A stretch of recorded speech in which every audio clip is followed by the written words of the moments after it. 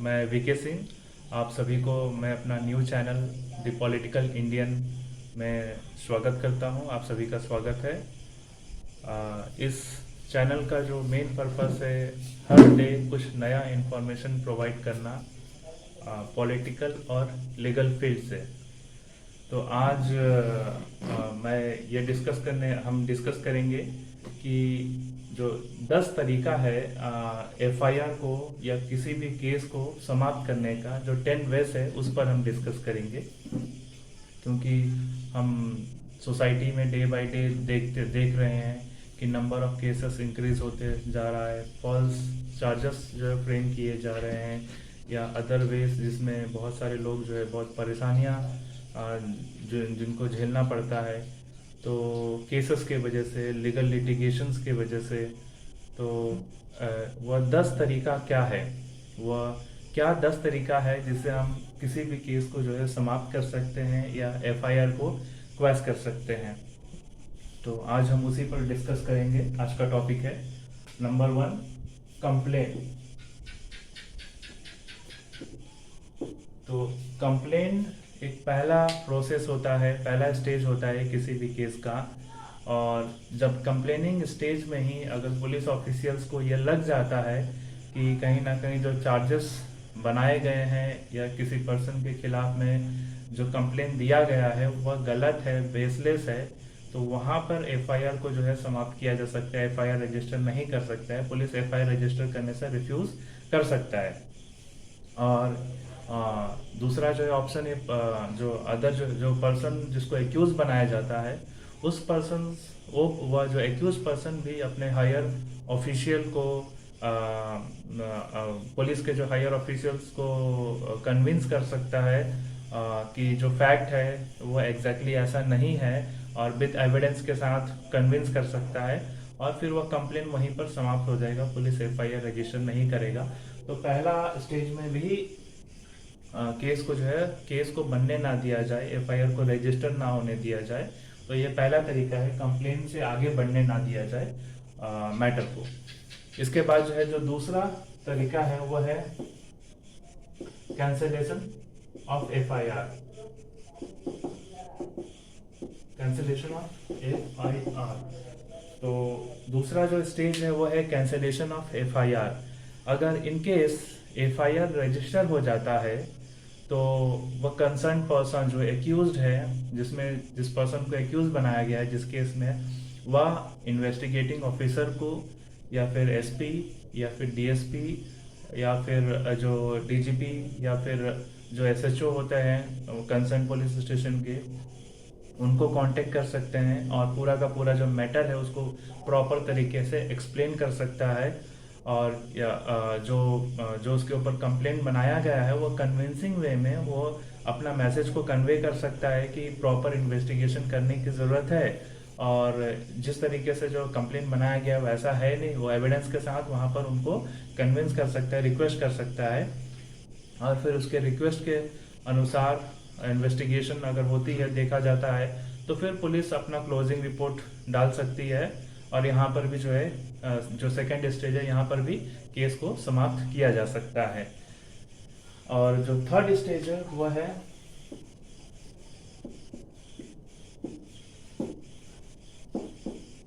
Section 482 of CrPC का इस्तेमाल करके कोई पर्सन अगर चार्जशीट फाइल हो चुका है तो सेक्शन 482 का इस्तेमाल करके पर्सन सीधा हाई कोर्ट में अप्रोच कर सकता है जो है एफआईआर को क्वैश करने के लिए।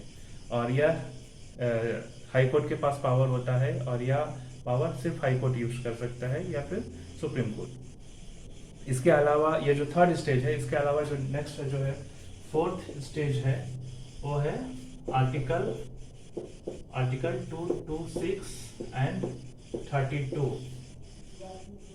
के अंतर्गत, आर्टिकल 226 एंड 32 के अंतर्गत जो है कोई भी पर्सन रिट पिटिशन फाइल कर सकता है। अगर चार्जशीट फाइल नहीं हुआ है किसी भी केस में, सिर्फ एफआईआर रजिस्टर किया गया है, तो पर्सन जो है वो एक्यूज पर्सन आर्टिकल 226 का इस्तेमाल करते हुए हाई कोर्ट में अप्रोच कर सकता है और आर्टिकल 32 का इस्तेमाल करते हुए सुप्रीम कोर्ट तक अप्रोच कर सकता है। अगर एफ और वहां पे जो है एफआईआर को क्वेश किया जा सकता है रिट पिटिशन के जरिए, अगर चार्जशीट फाइल नहीं हुआ है तो, इन केस। इसके बाद जो है, जो फिफ्थ स्टेज है वह है स्टेज ऑफ चार्ज फ्रेमिंग।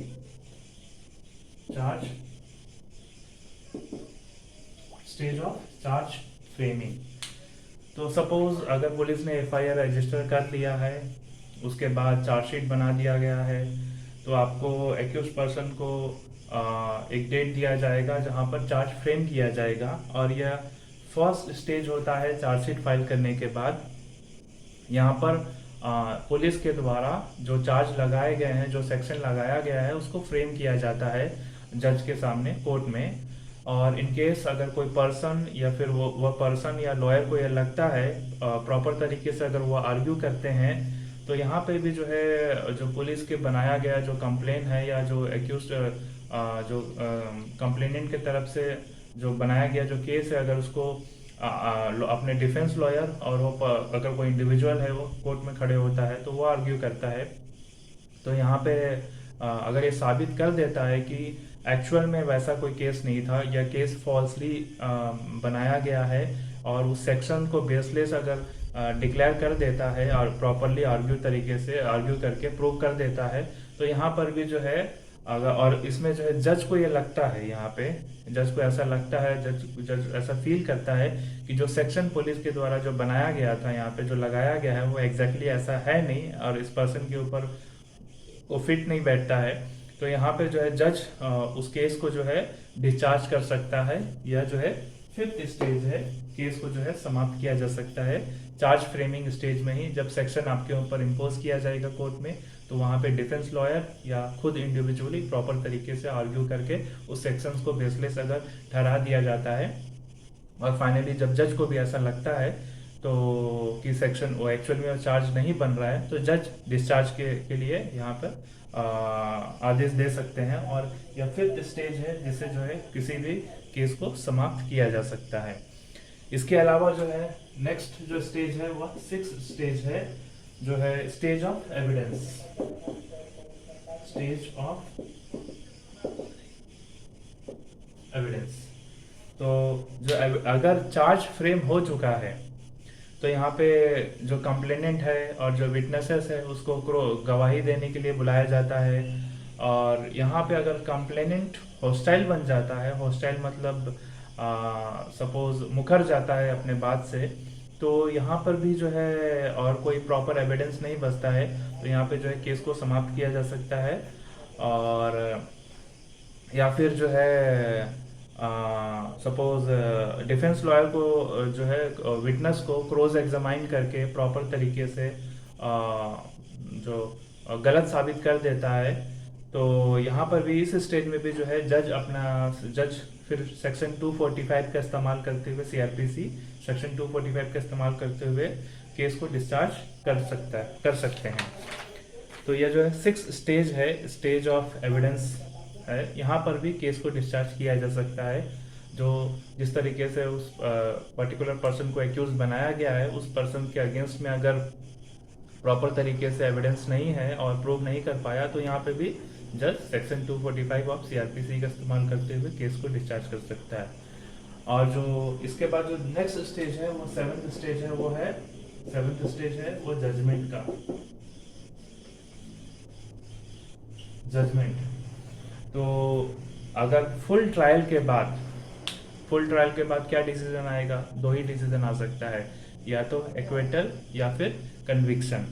तो फुल ट्रायल फेस करने के बाद अगर जज जो है एक्विटल डिक्लेयर कर देता है, केस से बरी कर देता है, तो वह केस वहाँ पे समाप्त हो जाएगा। या फिर उस पर्सन को वहाँ पे कन्विक्ट कर देता है, तो वहाँ पे जो है केस समाप्त हो जाएगा, वहाँ पे केस खत्म हो जाती है। तो आइदर जो है एक्विटल होगा या फिर कन्विक्शन होगा, इस तरीके से केस क्लोज हो जाता है वहाँ पे। ठीक है, यह सेवेंथ स्टेज है। इसके अलावा जो नेक्स्ट स्टेज है वह है पावर ऑफ चीफ मिनिस्टर। जो 8 स्टेज है वो power of CM, chief minister. तो किसी भी जो है स्टेट का चीफ मिनिस्टर के पास ये पावर होता है। नॉर्मली जो है जो भी कोई भी क्रिमिनल केस अगर रजिस्टर होता है तो स्टेट वर्सेस द एक्यूज्ड होता है, ठीक है। तो वह जो है अगर चीफ मिनिस्टर चाहे तो एफआईआर को क्वेश किया जा सकता है। नॉर्मली ऐसा जो है सीएम के लेवल में किया जाता है, बट सीएम चीफ मिनिस्टर को भी यह पावर दिया गया है कि कोई भी रजिस्टर स्टेट के स्टेट जिसमें स्टेट होता है स्पेशली क्रिमिनल केस, तो उसमें चीफ मिनिस्टर चाहता है तो फिर उसको एफआईआर को क्वेश कर सकते हैं। लेकिन यह हमारे स्पेशली अंडमान निकोबार के कॉन्टेक्स्ट में एप्लीकेबल नहीं है, क्योंकि यहाँ पे स्टेट गवर्नमेंट नहीं है यहाँ पे, मतलब चीफ मिनिस्टर सिस्टम नहीं है हमारे यहाँ पे। उसके बाद जो नेक्स्ट स्टेज है वह है, नाइन्थ जो स्टेज है वह है power of prime minister. Power of prime minister, तो यहाँ पे प्राइम मिनिस्टर्स के पास भी यह पावर दिया गया है। जैसा कि हमने कहा चीफ मिनिस्टर का जो पावर होता है, जो 8 स्टेज में जो अभी अभी मैंने डिस्कस किया हुआ है, चीफ मिनिस्टर एक पर्टिकुलर कोई भी एफआईआर को जो विद इन द स्टेट में जो एफआईआर रजिस्टर हुआ है वहीं तक का एफआईआर को क्वेश करने का पावर होता है, जो रिस्ट्रिक्शन होता है विद इन द स्टेट। लेकिन यहाँ पे प्राइम मिनिस्टर का पावर जो है रेस्ट ऑफ इंडिया में कहीं पर भी अगर एफआईआर रजिस्टर होता है तो प्राइम मिनिस्टर ऑर्डिनेंस पास करके या फिर उसे लोकसभा में लेकर आकर उस एफआईआर को क्वेश कर सकते हैं। और प्राइम मिनिस्टर ने रेयरली इस पावर का यूज किया है, rarest of the rare cases में। अभी तक प्राइम मिनिस्टर के ऐसे केसेस देखने को नहीं मिला है। और जो उसके बाद जो है जो 10th स्टेज है वह है पावर ऑफ प्रेसिडेंट। तो प्रेसिडेंट भी किसी भी एफआईआर को क्वेश कर सकते हैं। जिस तरीके से सेम पार्डन दिया जाता है उस तरीके से केस वहां पर भी समाप्त किया जा सकता है। अगर प्रेसिडेंट को ऐसा लगता है कि यह केस जो है फॉल्सली तरीके से इम्प्लीकेट किया गया है, फॉल्सली चार्ज किया गया है, तो प्रेसिडेंट भी आदेश दे सकते हैं उस केस को जो है खारिज करने के लिए, समाप्त करने के लिए।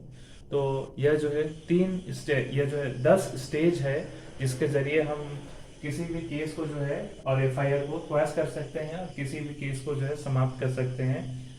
पहला स्टेज है कंप्लेन, दूसरा स्टेज है कैंसिलेशन ऑफ एफआईआर, थर्ड है section 482 of CRPC in which we can approach in the High Court, and fourth stage is Article 226 of the Indian Constitution.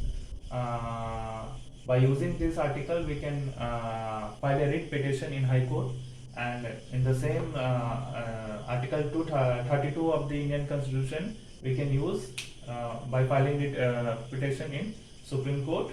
And fifth stage is stage of charge framing, and sixth one is stage of evidence, seventh one is judgment, eighth one is power of chief minister, ninth is power of prime minister, and tenth is power of president.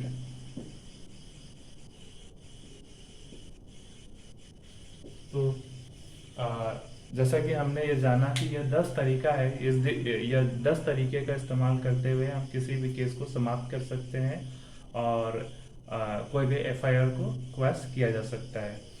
तो आप सभी का बहुत बहुत शुक्रिया। आज ये पहला एपिसोड है, आगे भी इस तरीके का वीडियो बनाते रहेंगे और आपके बीच में आते रहेंगे। Thank you.